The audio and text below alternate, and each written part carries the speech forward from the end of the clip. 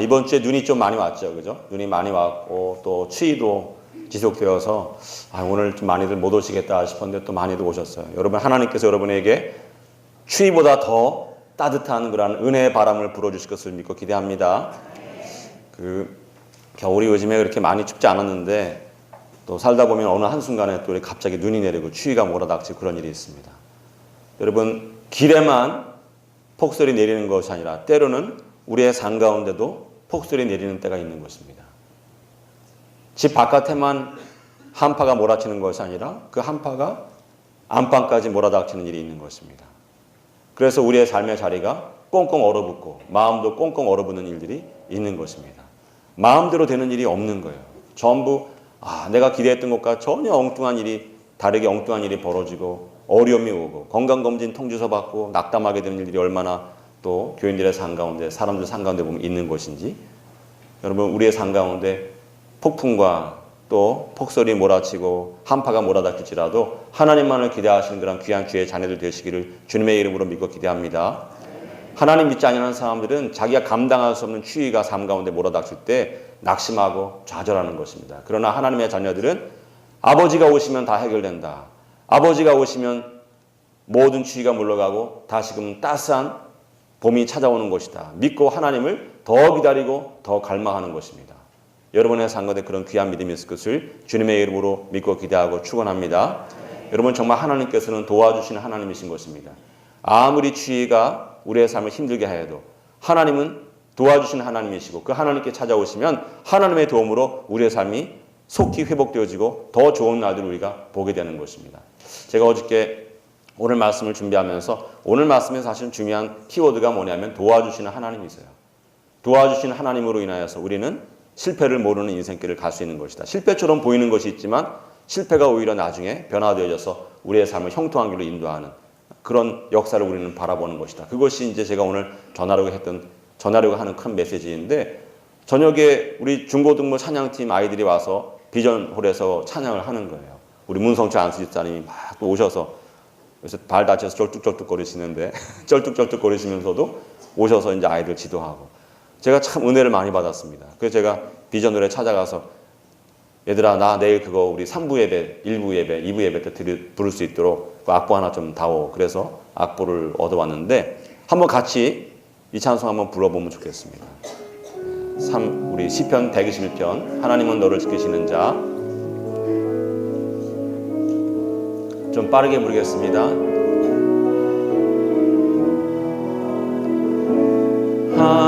하나님은 너를 지키시는 자, 너의 우편에 그늘 되시니 낮의 해와 밤의 달도 너를 해치 못하리. 하나님은 너를 지키시니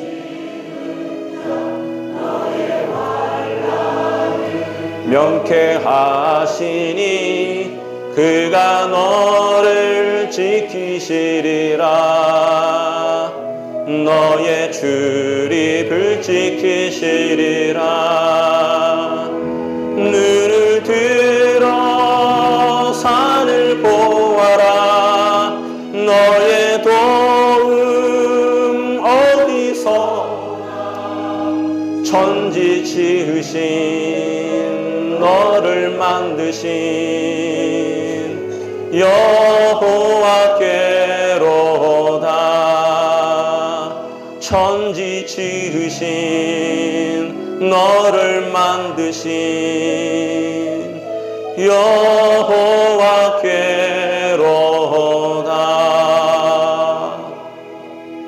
아멘. 여러분, 우리의 도움이 어디로부터 온다고 말씀하는 것입니까? 저의 도움이, 여러분의 도움이 하나님께로부터만 오는 것이다. 천지를 지으신 능력의 하나님께서 우리를 지어주신 우리 아버지 하나님께로부터 도움이 오는 것이다. 아무리 눈이 많이 내리고 아무리 한파가 몰아닥쳐서 우리의 삶의 자리가 다 눈에 덮이고 얼어붙어도 하나님께서 찾아와 주시고 하나님께서 우리를 도와주시면 그 모든 얼어붙었던 삶의 자리들이 한순간에 녹아지고 새로운 봄날이 새싹이 돋아나는 그런 귀한 날을 바라보게 되는 것이다. 하나님만이 우리를 도와주시는 분이다. 그런 찬송을 하고 있는 것입니다. 여러분, 제가 2000년에 프린스턴에 유학 가서 기숙사 방에서 그때 막 이 노래가 이제 출시가 돼서 또 한국에 있는 제가 고등부 전도사 할 때 선생님 했던 분이 그걸 또 보내주셨어요. 그래서 아침마다 이 찬송 부르면서 참 마음에 많은 위로를 받고 은혜를 받았는데, 참 부르려니까 또 제가 굉장히 로맨틱한 것 같아요. 센티멘탈한 것 같아요. 제가 옛날 생각이 나면서 또 눈물이 또 울컥 나는데, 여러분, 하나님께서 우리를 지켜주시는 것입니다. 하나님께서 우리를 도우십니다. 제가 사실은 이 시편 121편을 작년이 아니죠. 재작년에 봄에 우리 교회 선보러 왔을 때 설교한 적이 있어요. 오늘 이 찬송이 하나님은 너를 지키시는 자 너의 우편에 그늘 되시니 낮의 해와 밤의 달도 너를 해치 못하리, 이렇게 시작이 되는데, 요거 히브리 말로 보면은 아주 특별한 그런 표현을 하고 있습니다. 하나님은 너를 지키시는 자 아도나이 셔무레카, 너의 우편에 너의 그늘이 되신다. 아도나이 실카 알야드 예미네카. 여기서 뭐가 특별하냐면 오른편에라고 하는 말을 할 때 보통은 어떤 말을 쓰냐면 알 예미네카 이런 말을 씁니다. 알이라고 하는 것은 전치사예요. 전치사이고 예미네카, 카라고 하는 것은 너의 그런 뜻이고, 야민, 베냐민 아시잖아요. 그죠? 베냐민 오른팔의 아들, 내 오른팔의 아들이다. 예미네카 그러면 너의 오른팔, 너의 오른팔에 있는 그런 뜻인데, 근데 보통은 그렇게 쓰는데 다른 데서 찾아볼 수 없는 표현을 시편 121편에 기자가 얘기하는 거예요. 무슨 말을 쓰느냐? 알 예미네카, 그 사이에 야드라고 하는 말을 덧붙여요. 알 야드 예미네카. 다른 데서 찾아볼 수 없습니다. 야드라고 하는 것은 뭐냐면 손이에요. 손. 요 손이, 요것이 이제 야드인데, 여러분 왜 시편 기자가 요 야드라고 하는 말을 붙였냐? 이거 직역하면 내 오른팔의 손 위에 그런 뜻입니다. 알이라고 하는 것은 원래 큰 뜻이 뭐냐면 위에 그런 뜻이기 때문에 직역하면 내 오른팔의 손 위에 그런 뜻인데, 왜 그런 말을 하고 있냐면 그 뒤에 있는 말에 힌트가 있는 거예요. 낮의 해와 밤의 달이 너를 해치 못하리, 상치 못하리. 여러분, 이스라엘 사람들이 성전에 올라갈 때 1년에 3번 예루살렘에 올라가지 않습니까? 명절 맞아서 무교절, 7.7절 초막절에 올라갈 때 광야를 지나는 것입니다. 햇빛이 강하게 내리실 때 아이들이, 또 젊은 사람들이 더워 그러면서 손을 올려서 땀을 닦으면서 손그늘을 만드는 것입니다. 그럴 때 옆에 있는 아버지와 어머니가 그 아이를 등을 탁 두드리면서 하는 말인 것입니다. 얘야, 손끈을 만드니까 좀 더위가 좀 가셔? 얼마큼 가셔? 너의 인생 가운데 정말 너에게 항상 있어야 될 그늘, 너를 지켜주시고 너의 인생을 시원하게 만들어주시고 상치 않게 해주시는 그 그늘은 내 손바닥 밑에 있는 그 그늘이 아니라 내가 그늘을 만들기 위해서 들어올린 내 오른팔의 손 그 위에 계신 하나님이 너의 그늘이 되시는 것이다. 내 손바닥 위에 계신, 저 태양보다 더 위에 계신 그 하나님이 너에게 그늘이 되어주실 때 너의 삶 가운데 시원한 일이 있고 너의 삶 가운데 평안한 일이 있는 것이다. 너는 내 손바닥을 의지하는 사람이 되지 아니하고 내 손바닥 위에 있는 저 하늘 위에 계신 하나님을 의지하는 사람이 되어라. 그분만이 너의 참된 그늘이시다. 아도나이 틸카 알 야드 예미네카. 그런 말을 하시는 것입니다. 여러분, 우리가 정말 둘러보면 우리의 삶 가운데도 그런 모습이 있을 수가 있고 또 우리 주변에 그런 사람들이 많은 것입니다. 손바닥만한 자기의 능력을 의지하고 사는 사람들이 많은 것입니다. 얼마 되지 않는 그 재물을 의지하고 나이가 들면은 무너질 수밖에 없는 건강을 의지하고 사랑을 하시지만 능력이 없는 아버지 의지하고 형님 의지하고 선배 의지하면서 살아가는 사람들이 얼마나 많은지 모르는 것입니다. 이스라엘 사람들 성전에 올라가면서 시편 121편 늘 같이 찬송하고 또 암송하고 올라가면서 부모가 가르치는 것입니다. 너는 내 손바닥만한 네 능력을 의지하지 아니하고 너는 너의 연약함을 항상 하나님 앞에 고백하며 하나님의 능력을 네 손바닥 위에 있는 저 하늘 위에 계신 하나님의 능력을 의지하고 살아가는 사람이 되어라. 오직 하나님만이 너를 지켜주시는 것이다. 하나님만이 너를 축복하시는 것이다. 하나님을 의지하는 사람이 되어라. 그걸 가르치는 것입니다. 할렐루야. 우리 모두가 우리의 작은 능력이 아니라 손바닥만한 우리의 능력이 아니라 하나님의 능력을 힘으로 삼는 귀한 자녀들인 줄 믿습니다. 여러분, 오늘 본문도 그 이야기를 하는 것입니다. 오늘 본문도 무슨 말로 시작됩니까? 이와 같이 성령도 우리의 연약함을 도우신다 하는 그런 말로 시작하는 것입니다. 연약함을 도우신다. 너희가 연약하다. 너희가 연약하다. 너희가 연약한 것을 아느냐? 너희가 연약한 것을 고백하며 나오면 하나님께서 성령 하나님을 우리의 삶 가운데 보내주셔서 도와주시는 것이다. 그런 이야기를 하시는 것입니다. 여러분, 성령 하나님의 도우심을 받아서 능력 있는 삶을 살아가는 모든 주의 자녀들이 될 것을 믿고 기대합니다. 능력 있는 사람은 하나님의 능력을 늘 덧입기 때문에 능력이 있는 것입니다. 그 다음에 무슨 말이 이어지느냐 하면 하나님께서 어떤 일을 행하시는가, 성령 하나님을 통하여서 어떻게 우리를 도우시는가. 때로는 우리가 믿음이 있는데도 불구하고 하나님께 나오긴 나왔는데 어떻게 기도해야 될지 모르는 그런 순간들이 있는 것입니다. 아, 하나님 불쌍히 여겨주세요. 긍휼히 여겨주세요. 계속 그 말만 하다가 나중에는 넋을 잃고 가만히 앉아서 하나님 앞에서 무릎 꿇고 아무 말도 못하고 있는 그런 답답한 순간이 살다 보면 있을 수 있잖아요. 그죠? 한 번도 그런 경험 안 하고 살 수 있겠습니까? 그런 때가 있는 것입니다. 그럴 때 하나님께서 뭐라고 말씀하시냐면 성령 하나님께서 너희가 무슨 기도를 해야 될지도 모르는 그런 순간에 너희의 삶 가운데 찾아와 주셔서 말할 수 없는 탄식으로 너희의 근심을 이해하여 주시고 위로하여 주시고 너희를 대신하여서 하나님께 간구하시는 것이다. 성령께서 너희를 위하여 간구해 주심으로 너희가 새로운 날을 볼 수 있는 것이다. 그런 이야기를 하시는 것입니다. 여러분, 우리의 삶 가운데 이런 귀한 역사가 있을 것을 늘 주님의 이름으로 믿고 기대하고 축원합니다. 저도 이런 경험을 했는데 제가 직장 다니다 은행 다니다가 한 2년 반 다녔어요. 이렇게 많이 다니지는 못하고 제가 원래 대학교 다닐 때 선교사 하려고 준비하고 그러다가 아무리 준비해도 인도해 주는 분이 없으니까 못했어요. 그리고 이제 은행에 들어갔는데 은행 생활 한 2년 반 하다가 드디어 하나님의 소명을 받은 것입니다. 기쁨으로 은행에 다 사표를 제출하고 좋은 분들이 많았어요. 항상 그분들 늘 그립고 그런데 사표를 제출하고 나왔는데 나와서 어려움이 있는 거예요. 어떤 어려움이 있냐면 양복 입고 늘 어른들하고 저보다 한 10년, 20년 위인 분들하고 같이 일하다가 갑자기 어느 날 이제 다시 대학생으로 돌아가는 거예요. 청바지를 입고 제가 어디서 신대원 준비를 했냐 하면은 노원 평생학습관에 와서 했어요. 저희 집이 영세교회 앞에 있는 묵동에 있는 영세교회 앞에 있는 그 연립이었는데 거기서 버스 타고 이제 묵동 상고리 지나서 공릉동 지나서 이제 어디죠 여기 지금 세이브존인데 내려서 거기서 노원 평생학습관에 들어가서 공부를 하는데 공부하고 있으면 답답한 거예요. 뭐가 답답하냐 하면은 이렇게 옆에 보면은 초등학교 애들이 막 장난하고 있고, 네? 옆에 보면은 중학교 애들이 막 장난하고 있고, 시험 문제 풀고, 보면은 가끔가다 이제 좀 어른들도 있는데 어른들은 이제 가끔 책 읽으러 오시는 분들이 조금 있었어요. 기본적으로 저처럼 시험 준비하려고 그 안에 들어가 있는 저 또래의 사람은 없는 거예요. 전부 애들만 있고, 내가 이거 진짜 이거 잘한 건가? 하나님이 불러주신 거 감사함으로 왔는데도 옆에 애들 보고 있으면 내가 지금 뭐 하고 있나 그런 생각이 드는 거예요. 근데 저는 사실은 시험 준비하지 않냐고 그냥 무슨 시험 준비야. 성경 읽고 그냥 하나님이 들여보내 주시겠지. 그러면서 성경만 읽으면서 이렇게 지냈는데 막상 시험이 코앞에 다가오니까 이건 아닌데. 시험은 시험답게 준비해야 되는데 그런 마음이 덜컥 드는 거예요. 떨어지면 어떡하지? 완전히 망신 중에 그런 망신이 없는데 내가 직장 다니다가 그만둔 것 때문에 많은 사람들도 한테 얼마나 내가 한 소리 듣고 이렇게 했는데 이거 그나마 붙지도 못하고 떨어지면 이거 어떡하나 이거 걱정이 막 드는 거예요. 어느 날 저녁에 지금도 있는지 모르겠는데 그때는 식당이 지하에 있었거든요. 지하에 가서 이제 컵라면 하나 시켜놓고 김밥을 위에 딱 얹어놓고 이제 있는데 마음이 답답한 거예요. 떨어지면 어떡하지?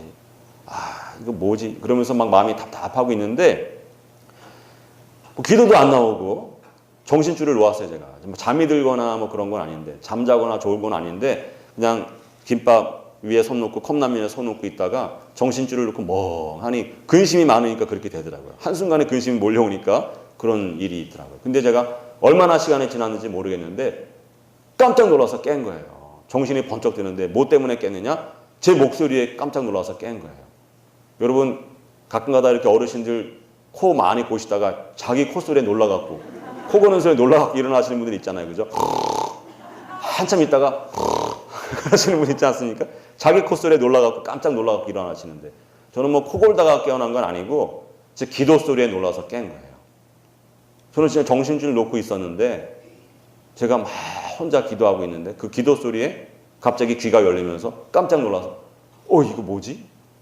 놀라면서 제가 오늘 말씀 이렇게 펴본 기억이 있습니다. 하나님이 정말 나를 위해서 기도해 주시는구나. 성령 하나님께서 말할 수 없는 탄식으로 내 마음을 아시고 나를 위로해 주시고 내 대신 기도해 주시는구나. 얼마나 그때 감격했는지 모릅니다. 하나님께서 나를 위해서 대신 성령 하나님 보내서 기도하게 하시는데 어려운 일이 없는 건 아니겠지만 어려운 일이 반드시 있겠지만 나는 반드시 승리하리라. 그런 믿음으로 얼마나 감사했는지 모릅니다. 여러분 생각해 보세요. 하나님께서 여러분을 위해서 성령 하나님 보내주시고 여러분이 기도 못할 때 대신 기도하게 하시는 그 사랑의 하나님께서 어떤 무엇인지 아끼시겠습니까? 다 주시는 것입니다. 다 승리하게 하시는 것입니다. 좋은 끝이 좋은 열매가 있게 하신 것을 믿으시기 바랍니다. 제가 그래서 그때 모든 것이 합력하여 선을 이룬다는 말을 갖다가 이해하게 됐어요. 물론 궁극적으로는 구원을 이야기하는 것이고 하나님 나라에 들어가는 것을 이야기하는 것이지만 땅에서도 하나님께서 모든 것이 합력하여 선을 이루는 그런 귀한 역사를 하나님의 자녀들에게 베풀어 주시는 것입니다. 할렐루야. 믿으시기 바랍니다. 정말 그런 거예요. 여러분, 믿는 사람에게는 실패가 없어요. 하나님 안에 있는 사람에게는 실패가 없는 것입니다. 실패처럼 보이는 일은 있습니다. 내 뜻이 이루어지지 아니할 때 사람들은 자기 계획대로 이루어지지 않으면 실패했다고 생각합니다. 낙심하고 좌절합니다. 그러나 믿는 사람들은 모든 것이 합력하여 선을 이루는 것을 믿기 때문에 낙심하지 아니하고 좌절하지 아니하는 것입니다. 과정이구나. 하나님의 뜻을 이루는 나에게 가장 좋은 길을 인도하신 하나님의 방법이구나. 하나님의 섭리가 있겠지. 믿고 낙심하지 아니하는 것입니다. 여러분, 우리가 요셉 이야기 잘 아는데 제가 요셉 다윗 평생 하는 거예요. 또 그 얘기 또 하나? 그렇게 생각하지 마시고 평생 듣는 것이다. 여러분, 요셉이 형들에게 배신을 당하는 것입니다. 10명의 형들이 전부 한 마음으로 동생 죽이려고 하다가 막상 죽이려고 하니까 쉽지 않잖아요. 동생 죽이는 게 쉽습니까? 팔아버리는 것입니다. 애굽으로 가요. 인간적으로 생각할 때는 그처럼 아픈 일이 어디 있습니까? 그처럼 가슴 아픈 일이 어디 있어요? 그러나 나중에 요셉이 고백하는 것입니다. 요셉이 나중에 깨달은 거예요. 형들이 나를 팔았기 때문에 내가 애굽으로 오는 길이 열린 것이구나. 깨달은 것입니다. 애굽으로 와서 노예 생활을 하다가 보디발 장군의 집에서 또 인정받고 귀한 직분을 갖는 거예요. 아내를 제외한 모든 것을 다스릴 수 있는 그런 신임을 받습니다. 그런데 또 어려움을 겪지 않습니까? 토굴에 갇히는 거예요. 아니, 당신 아내가 어떤 사람인지도 알고 내가 어떤 사람인지 알면서 아내 말만 듣고 나를 가둡니까? 억울할 수 있지만, 실제로 억울했겠지만, 그러나 나중에 돌이켜보니까 그 토굴에 갇히지 아니하였으면 바로의 술 맡은 관원장과 떡 맡은 관원장을 만나는 그런 길이 안 생기는 것입니다. 평생에 그 집 집사로 살아야 되는 거예요. 배신당했기 때문에 토굴에 들어갔고 토굴에 들어갔기 때문에 애굽 바로의 비서실장들을 만나는 것입니다. 그곳에서 그 비서실장들이 술 맡은 관원장, 떡 맡은 관원장 그분들이 낙심해서 들어옵니다. 저 바로의 2인자예요. 애굽의 2인자들입니다. 실질적인. 우리도 권력이라고 하는 것은 직분이 아니라 권력자와 얼마나 가까운 거리에 있느냐. 그 요즘 우리가 보지 않습니까? 가까운 데 있는 사람이 최고 권력자예요. 술 맡은 관원장, 떡 맡은 관원장. 그분들이 넘버 2입니다. 그분들이 한순간에 토굴에 갇혔으니 얼마나 낙담이 돼요. 목매 죽어버릴까? 그런 마음이 들 때 이 히브리 소년에게서 위로를 받고 인내하자. 좋은 날이 오겠지. 저 애 말 믿을 수 없지만 믿어보자. 그러면서 지내다가 정말 한 사람은 죽고 한 사람 술 맡은 관원장은 바로에게로 불려가서 회복이 되는 것입니다. 회복이 되는 순간 이 아이를 잊어버리는 거예요. 나갈 때 요셉이 그러지 않았겠어요? 나갈 때 나중에 좋은 일이 생기면 저를 기억해 주세요. 제가 억울하게 여기 갇힌 것을 기억해 주세요. 제가 꿈꾼 거 다 해명해드리고 한 거 기억해 주세요. 얘기하고 그래 그러마 그러고 나갔지만 잊어버리는 것입니다. 얼마나 서운해요. 세상 사람들 다 자기 잘 되면은 어려운 시절 다 잊어버리고 은혜도 모르고 의리도 모르는구나. 그런 생각이 들을 수 있는 것입니다. 실제로 그런 생각 했는지 안 했는지 모르겠지만 그러나 요셉이 나중에 돌아보니까 그것이 또 은혜인 것입니다.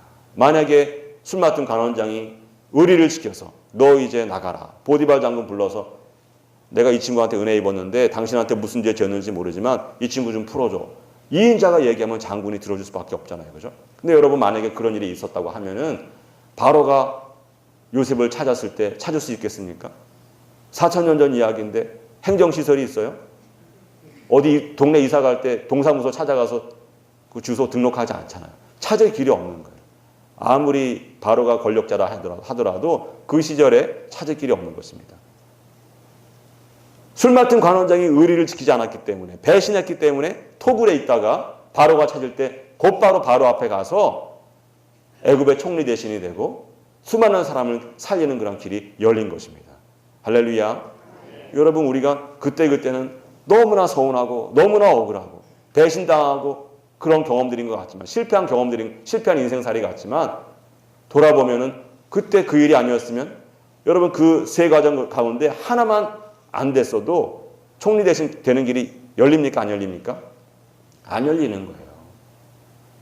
그래서 우리는 모든 것이 합력하여 선을 이룬다는 말을 깨닫게 되는 것입니다. 하나님, 내 앞에 되는 일이 아무것도 없습니다. 정말 학교도 내가 원하는 학교에 못 들어가고 직장도 내가 원하는 직장에 못 들어가고 내 인생 가운데 되는 일이 없습니다. 그러나 믿는 사람들은 하나님, 그러나 내 뜻이 아니라 하나님의 뜻이 이루어져서 내가 생각한 것보다 더 귀한 일들이 펼쳐질 것을 믿습니다 하는 그런 믿음을 갖는 것이 하나님의 자녀인 것입니다. 할렐루야. 여러분, 우리 뜻대로 되는 것이 좋은 것이 아니라 하나님의 뜻이 이루어지는 것이 좋은 것입니다. 기도에 응답되는 것, 내가 그냥 내 욕심으로 기도한 것이 응답되어지는 것이 아니라 내가 하나님 앞에 붙어 있을 때, 하나님 앞에 인내하면서 하나님 바라볼 때 하나님께서 열어주시는 길이 형통한 길이고 복된 길인 것을 믿으시기 바랍니다. 다윗도 마찬가지 경험을 하는 것입니다. 다윗도 요셉이 17살의 나이에 애굽으로 끌려가고 하는데, 요셉은요 17살 때 채색 옷을 입고 지냅니다. 위로 있는 10명의 형들이 양치는 일을 하는 것입니다. 근데 다윗은 똑같이 요셉과 마찬가지로 고만한 때에 형들이 있었는데, 형들이 양치기 하는 것이 아니라 다윗이 양치기를 하고, 집안에 사무엘 선지자 한경진 목사님 같은 분이 찾아왔을 때 아들들 데리고 와봐라, 축복하겠다 말하실 때 아버지가 그 아들을 기억하지 않고 형들이 그 형등을 기억하지 않냐는 것입니다. 너무나 서운할 수 있잖아요. 그죠? 너무나 좀 집 나가고 싶은 마음이 들 수도 있지 않습니까? 그러나 돌이켜보면 하나님께서는 다윗을 장차 이스라엘 백성을 먹이는 목자로 만드시기 위해서 어렸을 때부터 목자 훈련을 시키신 거예요. 그때는 내가 왜 이걸 해야 돼? 형들이 해야 되지? 그런 마음이 들 수 있는 그런 일이었지만, 그 양들을 치는 일들이 다윗에게는 왕이 되는 수업이었던 것입니다. 돌이켜보면, 하나님께서 그때 나를 목자로 훈련시켜 주셨기 때문에 내가 이스라엘의 왕이 되어서 수많은 하나님의 자녀들을 먹일 수 있고 인도할 수 있는 것이구나 하는 그런 깨달음을 우리가 갖게 되는 것입니다. 여러분, 하나님께서 우리를 사랑하시기 때문에 우리 가운데 있는 그 어떤 일도 실패가 될 수 없는 것입니다. 인간적으로 볼 때 실패하는 것처럼 보이지만 그 길이 가장 좋은 길인 것을 여러분 항상 믿으시기 바랍니다.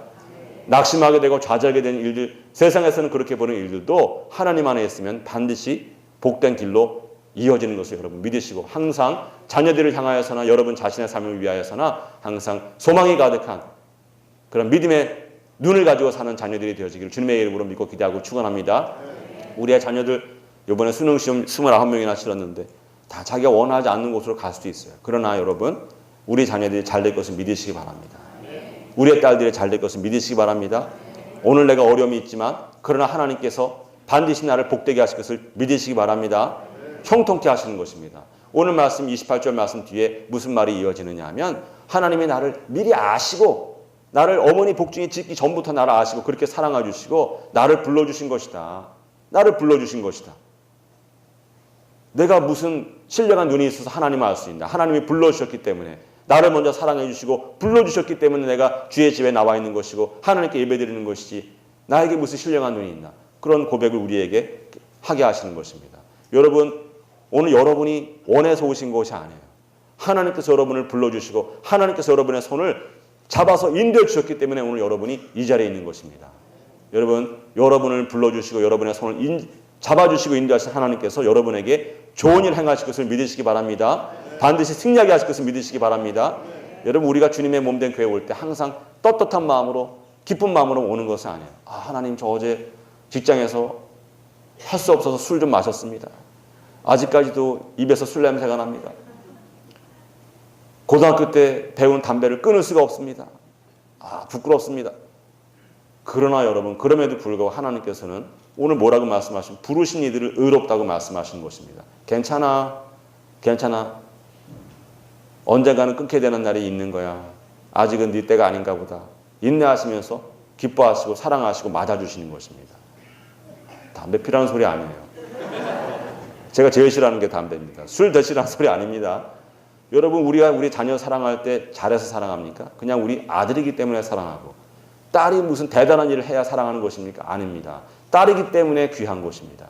세상 그 무엇과도 바꿀 수 없는 딸이기 때문에 모든 게 다 이쁘고 모든 것이 귀한 것이지, 뭘 잘하고 대단해서 이쁘고 귀여운 것이 아닌 것처럼 하나님께서 우리를 불러주실 때 사랑으로 불러주시고, 우리가 부족하고 허물이 많지만 아무 능력도 없고 바깥에 나가면 별로 능력 있는 사람도 아니지만 네가 제일 귀하다. 네가 제일 귀하다. 사랑한다. 괜찮아. 그리고 또 하나님의 때가 되면, 하나님이 정하신 때가 되면 우리를 영화롭게 해주시는 것입니다. 여러분, 오늘 성경 이미 영화롭게 하였다고 말씀하시는 것입니다. 믿으십니까? 우리 눈에 보이지 아니하지만 대통령도 기껏 해봐야 뭐 경호실에서 몇 명 붙는데, 저와 여러분이 길을 갈 때 하나님께서 천사들을 보내주셔서 천사들로 호위하게 하시는 것입니다. 이미 영화롭게 된 것을 믿으시기 바랍니다. 천사들이 호위했기 때문에 이 자리에 와서 앉아있는 거예요. 여러분, 항상 하나님의 집에 나올 때마다 나는 가장 귀한 사람이다. 나는 반드시 잘 되리라. 나는 반드시 승리하리라. 하나님께서 이미 선포하셨으니 나는 반드시 좋은 날을 보리라. 그 믿음으로 자녀들을 바라보시고 여러분을 바라보시고 여러분의 부모님을 바라보시기 바랍니다. 항상 믿음으로 승리할 줄 믿습니다. 여러분, 사람이 처음부터 이렇게 잘 되지 않아요. 살다 보면 누구나 어려운 일을 겪는 것입니다. 하나님 믿지 않는 사람들도 옛날에 세옹지마 이야기를 한 것입니다. 복인 줄 알았는데 그것이 재앙이 되고, 재앙인 줄 알았는데 그것 때문에 어려움을 면하게 되고, 야, 인생살이가 이게 돌고 도는구나. 내가 좋다고 좋은 것이 아니고 나쁘다고 나쁜 것이 아니구나. 세옹지마 고사를 통해서 이미 안 믿는 사람들도 아는 거예요. 안 믿는 사람과 믿는 사람 차이가 뭐냐. 사람들은 여러분 운이라고 생각해요. 자기가 컨트롤할 수 없습니다. 그럼 믿는 사람들은 하나님의 역사라고 믿는 것입니다. 그래서 우리는 컨트롤할 수 있어요. 우리가 믿으면은 끝이 좋게 되는 것입니다. 믿지 아니하면은 운에 맡기면은 여러분 도박장에 가서 돈 따는 일이 불가능한 것처럼 운에 맡기는 사람은 반드시 패하게 되어 있어요. 반드시 좌절하게 되어 있습니다. 그러나 하나님을 믿고 의지하는 사람들은 반드시 승리하게 되어 있는 것입니다. 할렐루야. 여러분, 제가 이제 빈센트 반 고흐라고 하는 거 화가 있잖아요. 그죠? 다 좋아하는 거예요, 그분을. 그분 작품들이 여러분 1,000억이 넘는 작품들이 수두룩합니다. 전혀 놀라지 않으시잖아요. 우리 교인들은 다 부자라서 1,000억 정도에 놀라지도 않아요. 1990년에 그 가쉐 박사의 초상이라고 하는 그림이 딱 나왔는데 별로 잘 그린 그림 같지도 않은데 그 당시에 얼마에 팔렸냐면 1,000만 불 조금 8,250만 불 그렇게 팔려요. 8,250만 불. 우리 돈으로 하면은 약 950억 정도? 1,000억이 좀 안 되는데 90년서부터 지금까지 벌써 한 26년, 27년 지났잖아요. 그죠? 지금은요, 고흐가 그린 그림 중에 대부분의 작품들이 1,000억을 넘습니다. 1,000억을 넘어요. 한 2점 정도는 살 수 있죠. 그죠, 여러분이? 2점. 3점은 안 되고 2점 정도는 살 수 있는데, 근데 제가 왜 이분 얘기를 하냐면, 여러분, 이분이 처음부터 천재가 아니에요. 처음부터 탁월한 미술가가 아니었습니다. 이분이 그린 그림 제가 몇 점 보여드릴게요. 초창기에 그린 그림들 몇 번 보여드릴 터인데 82년도에 그린 그림 나오고 있나요? 82년도에 그린 1882년도에 그린 저 그림 보면 나보다는 좀 잘 그리는데 별로 그렇게 인상적이지 않습니다. 그 다음 그림도 보면 역시 82년도에 그린 그림인데 어부의 아내, 우리 딸이 더 잘 그리는 것 같은데 그런 느낌 들지 않습니까? 그 다음 그림도 보시면은 네덜란드의 꽃밭, 저것도 1883년에 그린 그림인데 별로 그렇게 인상적이지 않아요. 실제로 여러분, 고흐는요, 빈센트 반 고흐는 미술학교에서 쫓겨났어요. 너는 재능이 없으니까 그냥, 야, 우리가 네가 주는 그 월사금 받는 것도 괜히 미안하다. 그냥 가서 빵이나 사 먹어. 내보냈어요. 그런 분인데 우리 저기 지금 우리 나지훈 집사님 화가가 계신데 전시회 가보면은 우리 집사님이 그린 그림이 고흐가 그림보다 훨씬 나은 것 같아요. 처음에 저 분이었습니다. 근데 여러분, 이분이 실제로 여러분이 알고 제가 알고 있는 많은 그림들은요, 언제 그려진 그림들이냐면 죽기 2년 전, 3년 전에 그려진 그림들. 1888년에서 1890년. 그 세 해 동안에 그린 그림들이 전부 우리가 기억하는 놀라운 작품들은 전부 그 시대에 그려진 그림들입니다. 이분이 정말 재능이 없는 분인데, 우리가 고흐 그림 생각하면 굉장히 밝고 붓터치가 강렬하지 않습니까? 막 살아 움직이는 것 같잖아요. 태양빛이 살아 움직이는 것 같은. 그 그 붓터치를 어디에서 배우냐 하면은 점묘파에서 배우는 게 점묘파. 점묘파에서 배우지만 그러나 점묘파 화가들에게 인정받는 화가는 아닌 것입니다. 야, 흉내나 내고, 야, 너 이렇게, 흉내도 이렇게 내면 안 돼. 잘 내야지. 조롱받는 것입니다. 또 이번 고흐 그림은 보면은 선이 원색으로 강렬해요. 그 강렬한 그림은 그 색은 어디서 배우는 거냐면 폴 고갱에게서 배우고 또 일본의 우키요하 그림으로부터 배우는 것입니다. 여러분이 잘 모르시는 분이 있을 것 같은데 일본 그림이요. 19세기 유럽에 착륙해서 강타하는 것입니다. 한류가 있기 전에 인류가 있는 거예요. 인류가. 유럽의 인류, 일본 문화가 상륙했는데 엄청나게 반응을 일으키고 실제로 고흐는 일본 화가 안도 히로시게, 뭐 가스시카, 뭐 이름이 자꾸 생각이 안 나는데 그런 유명한 우키요의 작가들의 그림을 똑같이 모방하는 일들을 많이 해요. 그러면서 우키요의 화가들의 대담한 구도를 배우게 되고 강렬한 원색을 배우게 되고 그리고 또 고갱에서 배우고 그러면서 그 반고흐의 그런 작품이 나타나는 것입니다. 한번 보여드릴게요. 저것도 87년에 그린 그림인데 87년 그림이기 때문에 별로 대단하지 않게 보이는 거예요. 그 다음 그림을 보면은 저 그림이 88년도에 그려진 그림입니다. 유명한 그림. 저 그림도 1000억이 넘는 그림입니다. 나도 그릴 수 있을 것 같은데 그런 생각하시면 안 돼요. 저거는 함부로 그릴 수 없어요. 근데 저 그림 뒤에 보면 일본 여자들 있잖아요. 그죠? 일본 여자들이 있습니다. 고흐가 일본 여자를 하네? 그 다음 장에 보시면은 저 그림은 안도 히로시게라는 그 사람의 그림을 그대로 그린 거예요. 그대로 그린 그 작품입니다. 그 다음 장에 보시면 저게 원본이에요. 저것이 일본 화가 우키요의 작가가 그린 그림이고 그 다음 장도 보면 저것도 이제 고흐가 그린 그림이지만 뭐 한자까지 써서 진짜 뭐 일본 사람이 그린 것 같지만 아시아 사람이 그린 것 같지만 사실은 그 다음 장에 보시면 똑같은 그림 원본을 일본 사람의 그림을 베낀 것입니다. 저런 영향들을 받아가지고 모든 사람에게 조롱받는 거예요. 재능이 없다 그러고 너 흉내는 내지만 비슷하지도 않다 그러고 기껏 해봐야 뭐 일본 사람들 그림이나 베끼고 너 재능 없다. 이런 소리 듣지만 그것이 여러분 노력을 많이 하는 사람 고흐가 노력을 많이 해서 한순간에 그 재능이 뽀시를 바라고 지금은 가장 많은 1000억대 작품을 낸 그런 인류의 작가로 우리가 사랑받고 있는 것입니다. 여러분 살다 보면은 낙심하지 아니하고 노력하면 좋은 일들이 생겨요. 하나님 믿지 않는 사람들도 그런 날들을 보게 되는 것인데 그러나 믿음이 없으면 끝이 좋지 않아요. 고흐도 끝이 좋지 않았습니다. 아버지가 목사님이시지만 또 자기 자신도 전도사 사역을 하던 사람이었지만 이분이 극복하지 못해요. 자기의 어려움을 극복하지 못합니다. 정신병을 극복하지 못해요. 뭐 극복하지 못한 거 뭐 병을 탓할 수는 없지만 고갱과 많이 싸우는데 귀를 자르는 이야기 아시잖아요. 그죠? 귀를 왜 자르느냐? 폴 고갱이라고 하는 사람은 이 거침이 없는 사람입니다. 이 사람은 바다를 태평양과 대서양을 다니면서 거침없는 삶을 산 사람이에요. 천재입니다. 근데 고흐는 재능이 없지만 동생이 부자였어요. 테오라고 하는 동생이 부자입니다. 그래서 자기 형을 늘 뒷바라지 합니다. 고갱을 붙잡고 얘기하는 것입니다. 우리 형이 지금 프랑스 아르레 가 있는데 우리 형과 함께 생활하면서 같이 작품 활동을 하면서 우리 형에게 도전을 좀 주면은 내가 당신의 작품들을 높은 가격에 팔아주겠습니다. 내가 또 생활비도 보조하겠습니다. 그래서 고갱이 어려우니까 잘 나가는 화상이 그런 얘기 하니까 제안을 받아들여서 가는데 고흐는 기본적으로 믿음이 없는 것 같아도 아버지가 목사고 자기가 전도사 출신인데 고갱은 그림을 그릴 때 뭐 겟세마나에서 기도하신 예수 그리스도를 그리는데 그 겟세마나에서 기도하시는 예수 그리스도의 얼굴을 누구를 모델로 삼냐면 자기를 모델로 삼아요. 대단하죠? 거침이 없는 사람이에요. 고흐가 그걸 견디지를 못하는 거예요. 어떻게 네 얼굴을 예수님의 모델로 삼아서 그리냐? 네가 예수냐? 갈등이 있는 것이죠. 근데 그 사람이 자기가 못마땅하게 생각하는 사람이 재능이 있는 거예요.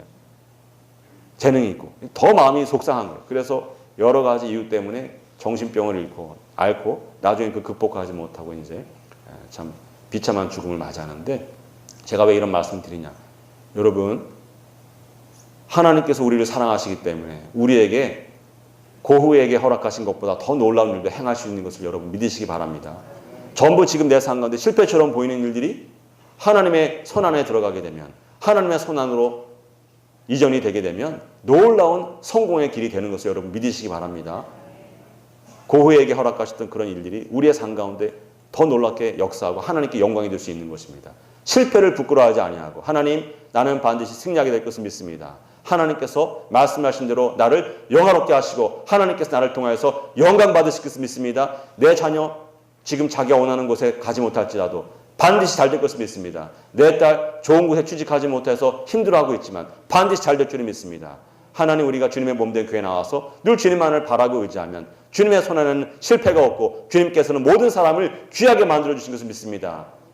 우리 가정이 잘 될 줄을 믿습니다. 우리 교회 잘 될 줄을 믿습니다. 이 땅이 잘 될 줄을 믿습니다. 하나님 나를 통하여서 회복의 역사를 이루어 주시옵소서. 나를 통하여서 주님 영광 받아주시고 우리 가정과 우리 교회를 통하여서 영광 받아주시옵소서. 여러분 그렇게 믿음으로 고백하며 용기를 내고 힘을 내어서 앞으로 전진하는 믿음의 삶을 사는 귀한 자녀들이 될 것을 주님의 이름으로 믿고 기대합니다. 여러분 제가 한마디만 더 말하고 마치려고 하는데 시편 57편에 다윗이 제가 좋아하는 말씀이에요.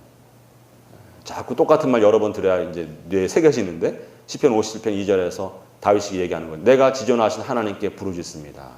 하나님은 나의 모든 어려움 중에서 나를 도우시는 분이십니다. 나를 위하여 모든 것을 이루시는 분입니다. 그렇게 고백합니다. 자기가 지금 표제에 보면은 사울의 죽음의 위협을 피하여서 동굴에 가 숨어 있는 것입니다. 동굴에 가서 숨어 있는 상황에서 무슨 이야기를 하느냐? 주님은 모든 것을 나를 위하여 모든 것을 이루시는 분입니다. 하나님, 내가 능력이 없어서 피하 있는 것이, 내가 능력이 없어서 동굴에 피하 있는 것이지 하나님께서 능력이 없어서 피하시는 것이 아닙니다. 하나님께서 반드시 나를 회복시켜 주실 줄로 믿고 기대합니다. 내 마음에 두려움이 있습니다. 그러나 하나님께서 나를 회복시켜 주시고 나를 위하여 모든 하나님의 계획을 이루실 것을 믿습니다. 내가 그 믿음으로 담대함으로 동굴 밖으로 나갈 것입니다. 그런 고백을 하는 것입니다. 여러분 우리 자녀들도 또 때로는 우리 자신도 두려움으로 인하여서 낙심함으로 인하여서 방 안에 들어가서 나오지 않은 그런 때가 있는 것입니다. 우리의 마음에 꽁꽁 얼어붙는 때가 있는 것입니다. 그럴 때마다 여러분 기억하시기 바랍니다. 나는 연약하지만 하나님은 천지를 지으신 분이십니다. 나는 혼자 있는 것이 아니라 나를 지으신 아버지와 함께 있는 줄로 믿습니다. 아버지께서 나와 함께 하시고 그 능력의 손으로 나를 붙잡아 주시면 내가 반드시 일어날 줄을 믿습니다. 내 사업체가 일어나고 내 자녀가 일어나고 우리 가정이 일어나고 우리 교회가 일어나고 이 땅에 일어나는 그런 귀한 일들이 있을 것을 믿습니다. 나를 위하여 모든 것을 이루시는 그 하나님 안에는 실패가 없습니다. 모든 것이 합력하여 서로 이루는 것을 믿습니다. 하나님 믿음으로 주님 앞에 나왔사니 오늘 나에게 그 모든 귀한 일들을 허락하여 주시고 속히 이루어 주시옵소서. 그런 믿음의 기도를 하면서 힘있게 앞으로 전진하는 2017년이 되어지고 여러분의 평생이 되어지고 일생이 되어지기를 주님의 이름으로 믿고 기대하고 축원합니다.